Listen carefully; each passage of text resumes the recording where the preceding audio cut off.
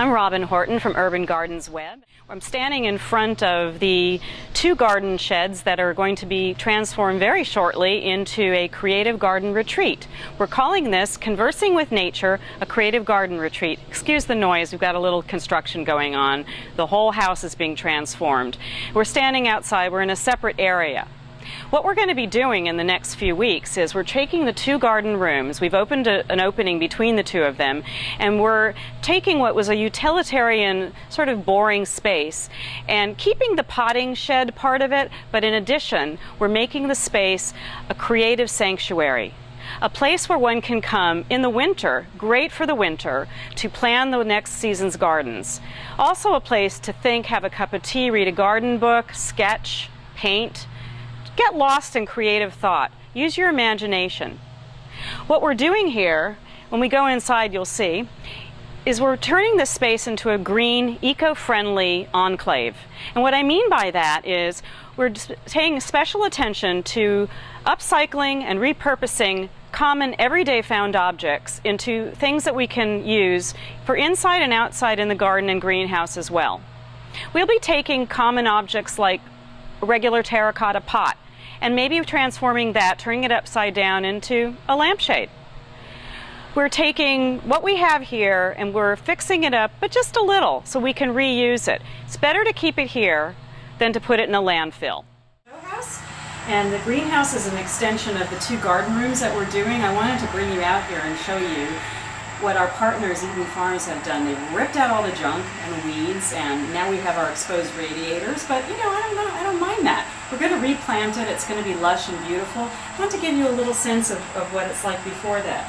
This hole I'm standing in, we're not quite sure what it was, but we think it might have been a water feature. We're going to try to bring that back, bring the water feature back.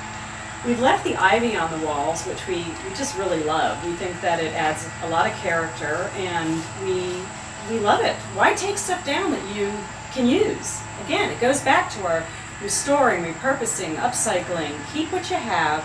If it's good and you like it, you don't have to replace it. Think about using what you have around the house. Like I said, better to use and reuse than to throw it away and have it be part of the garbage dump. So, you know, do you have an old wheelbarrow? Don't throw it away. Take it outside, plant it, you have a raised bed garden.